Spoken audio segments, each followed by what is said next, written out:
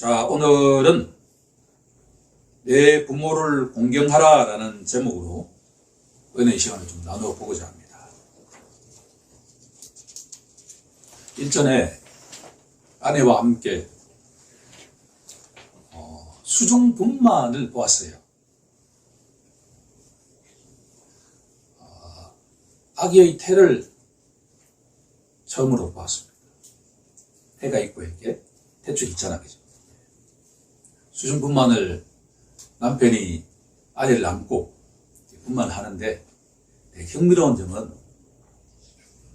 아이가 2명 여자아이와 남자아이가 있었는데 걔들이 딱 보더라고 보니까요. 결국은 이제 아이가 어느 순간에 나와서 보니까 3.5kg예요. 머리도 아주 이렇게 까맣고 생생해요. 앉는 모습을 보는데 나중에 탯줄 자르는데 그 언니하고 오빠가 자르더라고요. 되게 감동적인 부분이었어요. 그래서 그걸 보면서 이 어버이날을 왜 우리 교단에서 정했을까? 우리 자녀들은 부모님에게 빚진 자예요. 부모님이 사랑하셔서 우리가 이 땅에 태어났지만 어머니가 이 뱃속에 10달 동안에 이게 본인 몸도 힘들 때가 있잖아. 그렇죠? 그죠? 그런데 새로운 아이가 이 속에 있으면서 이게 자유로울까요? 그렇죠. 산통이라고 하는 거는 경험하지 말면 모르죠. 그래서 땅에 태어났고 그까지는 난 잘 모르겠는데 나의 경험에 따르면 아이가 일정하게 서너 살 될 때까지는 밤낮이 구분이 없잖아요. 아이를 이렇게 우유를 먹이고 등등 한다는 게 자기 일을 하면서 참 힘든 과정이에요. 하나님은 왜 이렇게 우리에게 자녀를 아담과 이브처럼 이렇게 성인으로 탁 이렇게 창조하시면 고통도 없을 텐데 왜 이렇게 엄마의 자궁을 통해서 출산하게 할까? 오늘 저희 근본적인 질문은 부모의 역할이 뭘까? 이 땅에서 부모가 해야 될 역할이 뭘까? 스스로 머릿속에 한번 답을 해보시면 좋겠습니다. 자녀를 양육하는 것일까요? 자기 자녀를 잘 양육하는 게 부모의 첫 번째 역할일까요? 제가 어제 제가 좋아하는 신학자의 책을 읽는데 부모의 역할은 자녀를 양육하기 이전에 부모는 어떤 이야기를 해주는 이야기꾼이 되어야 된다는 이야기예요. 제 식으로 해석하면 부모는 증인이 되어야 된다라고 하는 거예요. 그 증인이 누구냐? 바로 하나님이 누구신지를 자녀에게 이야기해 주는 것이 부모의 역할이다라는 구절이었습니다. 이 세상 속에 부모 가운데 19은 이 이야기를 하지 않아요. 자기 자녀가 이 땅에서 다른 자녀보다도 월등히 뛰어나기를 원해요. 그게 첫 번째 목표예요. 그게 나쁜 건 아니죠. 그런데 만약에 오늘 우리처럼 이 주일날 다른 곳에 가지 않고 이 예배당에 와서 예배 드리는 자의 경우에는 이 어버이날의 부모의 최고의 역할은 뭐냐 그러면 어떤 이야기를 자녀에게 증언해야 된다는 이야기예요. 그게 뭐냐? 하나님의 아들이 하나님의 하나뿐인 아들이 이 땅에 인간의 모습으로 오셨다. 그분이 누구죠? 예수다. 지저스다. 그분이 십자가에서 죽었다. 그리고 3일 만에 부활했다. 그리고 하늘에 승천하셨고 때가 되면 이분이 이 땅에 재림하신다. 이 이야기를 하는 것이 부모의 최대의 역할이다라는 구절을 읽고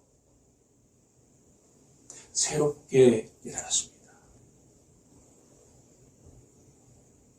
혹시 우리에게 소망이 무엇인가라고 질문한다면 많은 사람들이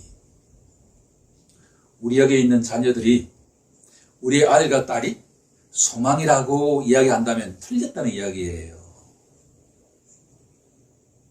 부모가 자녀에게 우리의 유일한 소망은 자녀가 아니라 내가 아니라 누가 되어야 된다는 거예요? 하나님이다라고 하는 거예요. 내가 지금까지 60평생을 살아보니까 한치 앞도 알 수 없는 게 인생이에요. 지나고 나면 당연한 것 같아도 제가 20대, 30대 생각해보면 내일 일을 몰라요. 내가 어떤 직업을 가질지는 몰랐다는 이야기예요. 그럴 때 나에게 유일한 소망은 무엇인가 그러면 내가 아니라 너희가 아니라 누구라는 이야기예요. 하나님을 믿을 때 우리에게는 소망이 있다라고 하는 거예요. 내가 하나님을 믿는다 해서 내일 어떻게 될지 몰라요. 내일 우리 가정에 어떤 일이 일어날지 모른단 말이에요. 전쟁이 남의 일 같습니까? 지금도 전 세계에 전쟁이 일어나잖아요. 내일 우리나라에 전쟁이 일어날 수가 있어요. 지진은 일본에만 일어날까요? 넌센스. 우리나라에도 갑자기 뭐가 일어날 수 있다는 거예요? 지진이 일어날 수가 있어요. 기근이 다른 제3세계 국가에만 일어날까요? 우리나라에게 일어날 수가 있어요. 그런데 우리가 왜 소망을 가질 수가 있지요? 아무리 어려운 일이 일어나도 우리 곁에 누가 계시기 때문에 하나님이 눈동자처럼 우리를 지켜보시고 보호해 주시기 때문에 우리는 그분을 의지하면 아무리 어려워도 피할 길이 있다. 그러니 누구야? 이 세상은 내가 살아보니까 진짜 위험한 곳이긴 한데 살만한 곳이다. 소망을 가져도 된다. 누구 때문에? 하나님 때문에. 라고 이야기하는 것이 부모의 역할이다. 라고 하는 거예요. 오늘 에베소서 6장 1절은 뭐라고 하죠? 우리가 잘 알고 있는 이야기를 해요. 자녀들에게 뭐라고 이야기합니까? 내 부모를 어떻게 하라고 하죠? 순종하라 그러잖아요. 거두절미하고. 그 다음에 뭐라고 하죠? 부모를 공경하라.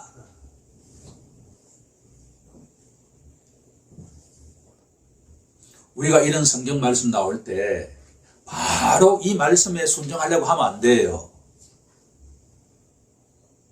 하나님이 우리에게 부모를 순종하라 했으니까 순종하자 해서 순종할 수 있는 게 아니다 말이에요. 성경은 맥락을 알아야 돼요. 이 에베소서 6장을 둘러싸고 있는 전체적인 성경의 맥락이 있단 말이에요. 관계라고 하는 맥락이 있어요. 우리에게 부모는 누구일까? 10계명 가운데 5번째 계명이 뭐죠? 내 부모를 공경하라. 이게 모세가 시내산에서 하나님으로부터 돌판을 받을 때 첫 번째 돌판에 서 있었을까요? 두 번째 돌판에 서 있었을까요? 잘 몰라요. 성경은 침묵하니까. 근데 제가 조사한 바에 의하면 내 부모를 공경하라라는 말씀은 첫 번째 돌판에 서 있었다라고 나는 믿지요. 첫 번째 돌판에 서 있는 계명은 누구와 관계를 말하는 것이죠? 하나님과 우리의 수직적인 관계를 말하는 거예요. 두 번째 돌판에 서 있는 나머지 계명은 수평적인 관계에 대한 이야기예요. 그러면 하나님과의 수직적인 관계와 이웃과의 수평적인 관계를 브릿지하는 게 뭐라는 이야기예요? 5번째 계명이다, 그런 이야기예요. 그게 누구라는 이야기죠? 내 부모가 거기에 해당이 된다라고 하는 거죠. 자, 부모와 자녀의 관계는 뭔가를 상징하고 있다, 그런 이야기예요. 나의 부모와 나의 관계는 무엇을 상징하고 있다는 이야기예요. 물론 내 아버지 내 엄마하고 나의 아들과 딸이죠. 그런데 이것은 뭔가를 상징하고 있다는 이야기예요. 자, 출애굽기 4장 22절로 한번 가볼까요?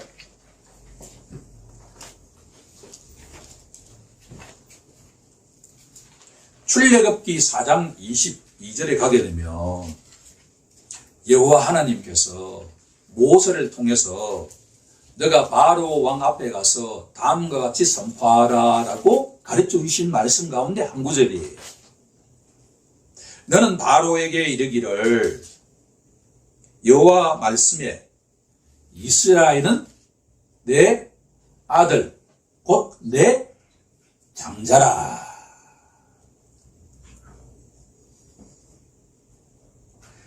이스라엘 백성이 하나님의 누구라는 이야기죠? 하나님의 아들. 어려운 이야기가 아니잖아요. 이 속에는 자녀도 포함되어 있습니다. 여자도 포함되어 있습니다. 아들, 딸이에요. 그러면 하나님은 누구라는 이야기죠? 이스라엘 백성의 아버지잖아요. 그죠? 하나님은 양성을 다 포함하는 거 아시죠? 하나님이 이스라엘 백성이 누구라는 이야기죠? 부모님이라는 이야기죠. 그렇죠. 그런데 흥미로운 사실은 하나님과 이스라엘 백성은 부모와 자녀의 관계예요. 이거는 성경을 이해하는데 아주 중요한 이야기예요. 오늘 본문을 이야기하는 아주 중요한 이야기단 말이에요. 그런데 그 다음에 뭐라고 되어 있죠? 이스라엘은 나의 아들인데 뭐라고 되어 있죠? 장자가 무슨 말이에요? 아들이 여러 명인데 그 가운데 뭐라는 이야기죠? 첫 아들. 다른 말로 하면 뭐예요? 맏아들. 이스라엘은 내 아들인데 나의 첫째 아들이다. 나의 맏아들이다. 이해 안 되는 게 없죠? 하나님은 이스라엘 백성의 부모님인데 이스라엘 백성은 첫 번째 아들이에요. 맏아들이에요. 맏아들의 이야기는 그 밑에 뭐가 있다는 이야기죠? 동생들이 있다는 이야기죠. 장자라는 이야기는 뭐냐면 그 밑에 동생들이 있다는 이야기예요. 자, 이 정도의 지식을 가지고서 신약으로 한번 가보죠. 그러면 구약에 하나님이 이스라엘 백성은 내 장자다 라고 이야기를 했는데 신약에 가서 누가복음 2장에 한번 가볼까요? 누가복음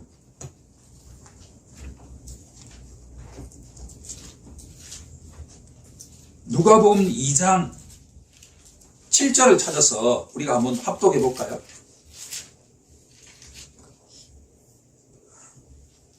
자, 누가복음 2장 7절 합독합니다. 시작. 첫 아들을 낳아 강보로 사서 그 위에 뉘었으니 이는 여간에 있을 곳이 없음이더라. 여기 뭐가 나오죠? 첫 아들. 방금 뭐와 연결되죠? 너희는 나의 이스라엘 백성 너희는 나의 뭐라고 했죠? 장자다. 예수가 몇째 아들로 돼 있죠? 첫 번째 아들이다. 예수가 첫 번째 아들이면 그 밑에 동생들이 있다는 이야기 없다는 이야기예요? 있다는 이야기죠. 자, 이 영적 의미는 좀 이따 찾겠습니다. 두 번째, 한 구절만 더 찾죠. 로마서 8장 29절로 한번 가보죠.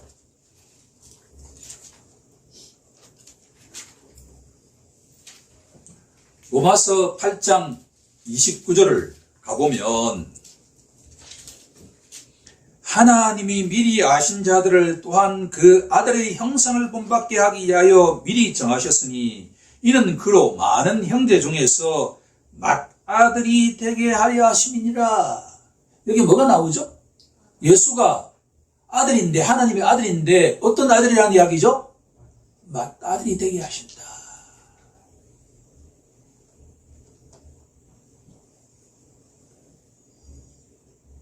자, 그러면 우리 각자에게는 부모님이 계시죠?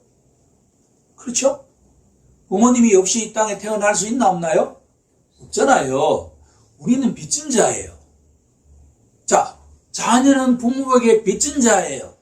이건 뭘 가리키고 있냐 그러면 바로 우리 부모와 자녀의 관계는 하나님과 이스라엘 백성의 관계와 같다, 그런 이야기예요. 첫 번째 갈로의 정답은 뭐죠? 관계예요.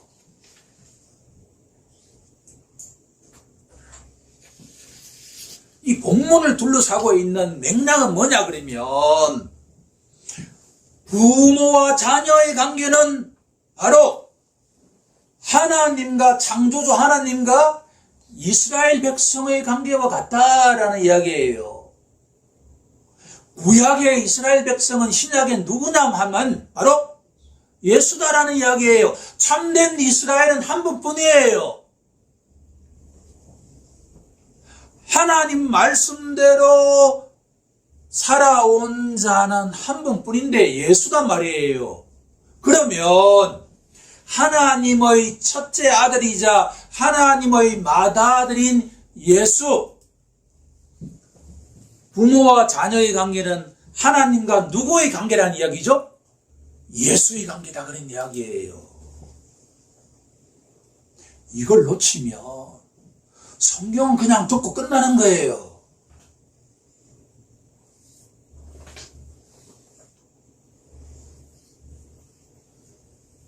부모는 어떤 집안이든 예수를 믿든 예수를 믿지 않든 부모는 누구를 가리키고 있는 존재죠?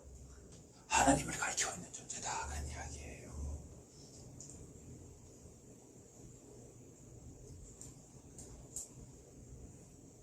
엄마가 임신을 하고 난 뒤에 10개월 동안 인내하면서 그 자녀가 이 땅에 태어나게 왜 하셨을까?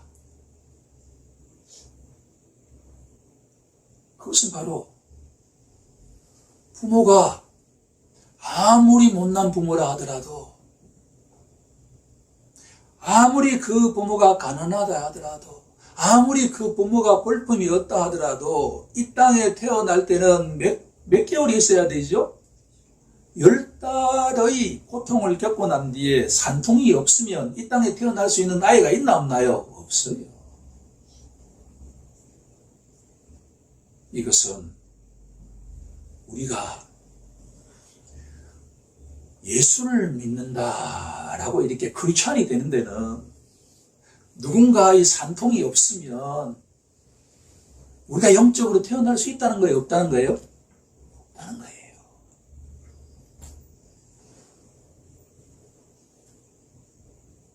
첫 번째 갈로의 정답이 부모와 자녀의 관계는 하나님과 이스라엘, 하나님과 예수의 관계를 가리키고 있다라고 인정하기 시작하면 그 다음 이야기는 자연스럽게 흘러가는 거예요. 이스라엘 백성은 창조주 하나님께 어떻게 해야 될까요? 당연히 뭐 하죠? 순종해야죠.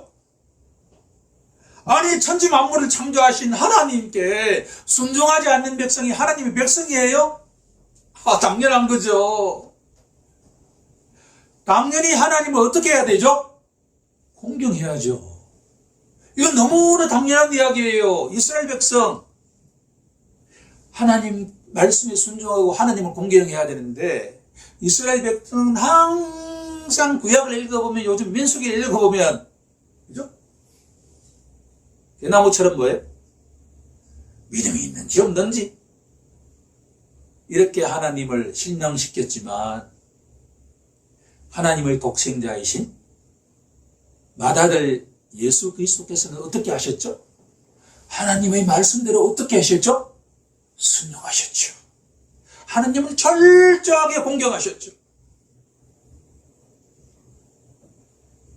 너희가 이 사실을 믿는다고 한다면 오늘부터 하나님께 너희들이 순종하고 공경한다고 한다면 하나님의 그림자인, 하나님의 대리자인 부모를 어떻게 해야 된다는 거예요? 공경하고 순종해야 된다는 이야기예요. 이 이야기는 세상 사람들이 해당이 안 돼. 물론 우리의 명심보감 같은 경우에도 이런 구절이 있습니다.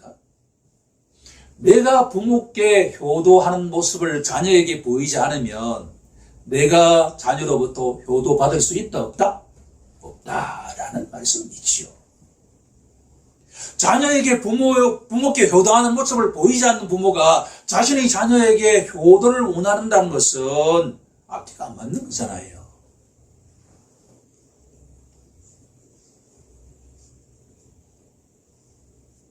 오늘 말씀의 첫 번째 가장 중요한 내용은 뭐냐 그러면, 우리가 부모께 순종하고 공경해야 되는 이유는 바로 그 부모가 무엇을 가리키고 있기 때문에? 하나님을 가리키고 있기 때문에. 그런데 보다 중요한 내용은 지금부터입니다. 그러면 이런 질문이 생기잖아요. 부모가 나에게 어릴 때부터 나에게 사랑으로 대하지 않고 이런저런 이유로 막 이렇게 괴롭힘을 했던 부모라면 내가 어떻게 해야 될까요? 심지어 부모가 예수를 믿지 않고 말이에요. 예수 믿는데 방해한다면 어떻게 해야 될까요? 그러면 이런 질문이 생기잖아요. 그렇죠? 그래서 두 번째 갈로의 정답은, 자녀는 부모를 공경해야 하지만 주 안에서 공경해야 된다는 이야기예요. 주 안에서. 제일 중요한 이야기예요. 주 안에서.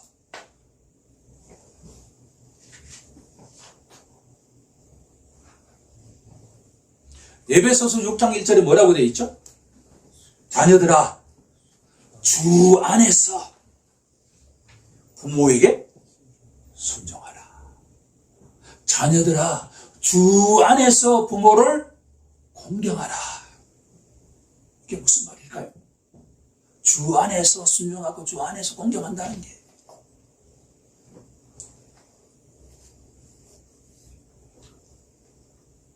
이걸 번역하면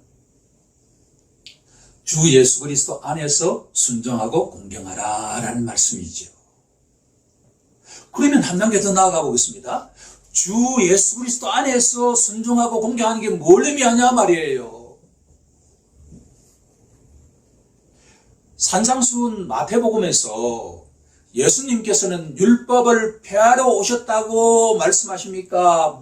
율법을 온전하게 성취하기 위해서 오셨다고 말씀하고 있나요? 율법을 성취하기 위해서 오셨다. 하나님의 맏아들이신 예수님은 율법을 온전하게 성취하셨어요. 율법의 정신은 무엇입니까? 수많은 율법, 십계명을 비롯한 수많은 율법이 있는데 이 율법의 핵심이 뭐냐는 이야기예요. 두 가지잖아요. 온 율법의 정신은 두 가지인데 하나가 뭐죠? 하나님을 사랑하라. 지금 너무나 중요한 타이밍입니다. 주 안에서 내 부모를 순종하라, 공경하라는 말씀은 첫 번째 뭘 해야 된다는 이야기죠?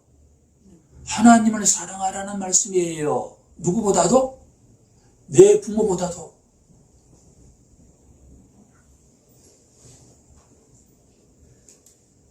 주 안에서 내 부모를 순종하라, 공경하라는 말씀 뭐냐 그러면 너의 삶이 가장 우선순위를 둬야 할 게 누구라는 이야기예요? 하나님을 사랑하는 거다 말이에요. 만약 너희들이 예수를 믿는다고 한다면, 예수를 안 믿는다 그러면 이 말씀에 해당이 안 된다는 이야기예요. 이게 기분 나게 하면 돼요.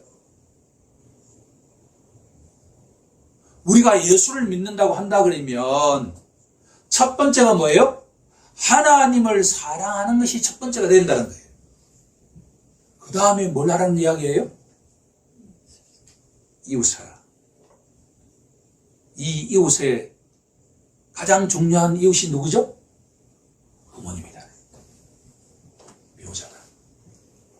자녀다. 이게 쉬울까 어려울까요?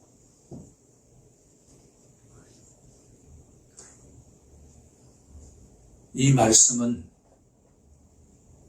한편으로 보면 쉽게 보일 수도 있지만 우리가 살아보면 쉽지 않은 말씀이긴 해요. 하지만 우리가 어버이날을 맞이하여 이 말씀을 매년 반복해서 들어야 하는 것은 뭐냐 그러면 성경을 전체적으로 이해하지 않고서 성경 말씀에 바로 들어가면 작심삼일이 될 수가 있다라고 하는 거예요. 자녀는 주 안에서 부모님을 공경하는 우리 모두가 되길 간절히 원합니다.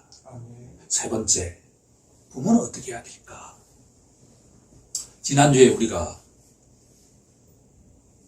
지난주 말씀을 혹시 기억하시나요?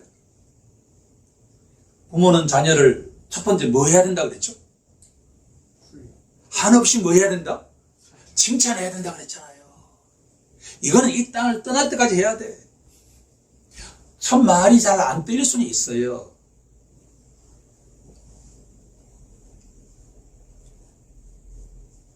우리 청년들은 이렇게 결단하는 시간이 되길 원합니다. 하나님께서 우리 각자에게 자녀를 주실 때 그 자녀를 과하다 좀 할 정도로 뭘 하길 결단해요? 칭찬하길 원합니다. 자녀는 칭찬을 먹고 삽니다. 자녀는 기가 살아야 돼. 제가 사랑을 많이 받았는데 우리 선생님께서 평소에는 아주 젠틀하신 분인데 약주만 조금 더 하시면 나를 이렇게 앉혀놓고 이렇게 한 시간 보통이에요. 이런저런 이야기를 하다 보니까 애 어른이 돼가지고 너무나 사랑을 많이 받고 이랬는데도 불구하고 어떤 말과 행동을 반응을 보여야 할 때 보이지 못한 후회스러운 지점이 있을 때가 있어요. 그런 사건은 일어나지 않는 것과 같은 자녀 양육이 되길 간절히 원합니다. 칭찬은 아무리 말도 관계없어. 조그만 일도 막 이렇게 칭찬해줘야 돼. 성인이 된 우리 청년들의 경우에도 이게 부모님들이 칭찬해야 돼요. 오늘 끝나고 칭찬 3가지를 하길 바랍니다. 집사님, 이게 3가지 칭찬을 해야 돼. 그런데 칭찬만 하면 어떻게 되죠? 자녀를 망쳐요. 자기가 최고인 줄 알고 난 뒤에 예의범절도 없고 말도 어떤 순간에 가려야 되는지도 알지 못하고 이러면 사회생활이 될까 안 될까요? 못하죠. 특히나 리더가 돼야 안 돼요. 안 되잖아요. 그래서 부모가 뭐 해야 된다는 거예요? 양육해야 된다는 이야기예요. 이건 이 말씀 앞에 나아가면 내가 회개하죠. 이게 양육한다는 게 그냥 어떤 말을 하는 게 아니라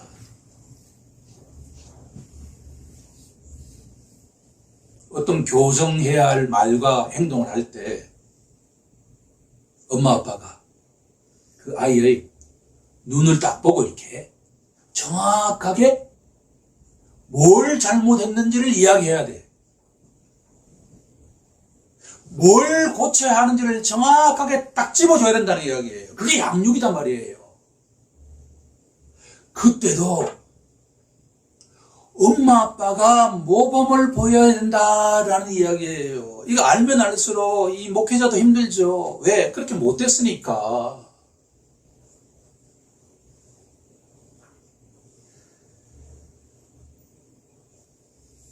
부모가 TV를 보면서 자녀에게 공부하라 그러면 공부할까요? 안 할까요?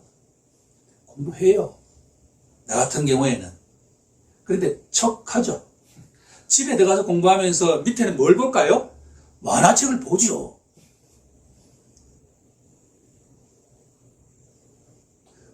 부모는 전혀 운동도 하지 않으면서, 그쵸? 자녀에게 운동 열심히 해야 된다. 말은 맞지만 그렇게 해서는 안 된다라고 하는 이야기예요. 예수님이 어떻게 하셨는가? 그렇지 않은 남에게 봉사를 해야 되는데 자원하는 마음으로. 그래서 몸소 뭘 하셨죠? 세족식을 하셨잖아요. 너희들은 나처럼 이렇게 세상 사람들에게 섬겨야 된다 라는 말씀을 하시기 이전에 뭐부터 하셨다는 거예요? 수건을 들고 수건을 허리춤에, 그리고 베드로의 발부터 어떻게 하셨죠? 씻으셨다. 자녀는 이처럼 예수님처럼 못하더라도 우리가 좋은 말을 하기 이전에 뭘 해야 된다는 거예요? 부모가 직접 어떻게 해야 된다는 거예요?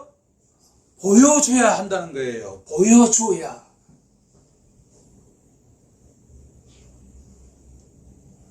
그게 부모는 자녀를 양육하되 어디 안에서 양육해야 된다는 거예요? 주 안에서 양육해야 된다. 주 안에서 양육하는 자들이 크리스찬이다라는 이야기예요. 주 안에서 양육한다는 게 뭐예요? 뭐 사랑을 먼저 하는 거죠? 하나님 사랑을 먼저 해야 된다는 이야기예요. 하나님 사랑. 하나님을 사랑하는 마음이 이 속에 생겨나야 하나님이 나를 진짜 사랑하시는구나 라는 마음을 가질수록 하나님 감사해요 라는 마음이 생기잖아요. 그게 어디로 흘러간다는 이야기예요? 자녀에게 흘러간다는 이야기. 자녀에게.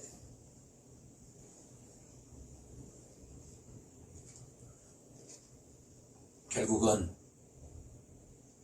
제가 요즘 내리는 결론은 뭐냐 그러면, 목회자를 해보니까